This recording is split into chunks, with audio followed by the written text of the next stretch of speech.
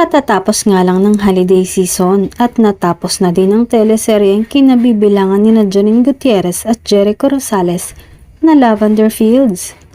At dahil isang Econin sa kinakikiligan ngayon ng netizens, ay may bagong proyekto ang dalawa at magsisimula na nga ang kanilang taping ngayong darating na March.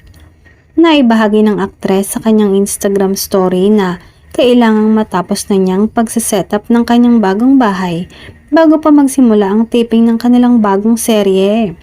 At for sure naman na kasama niya ang kanyang boyfriend na si Jericho sa pag-aayos nito.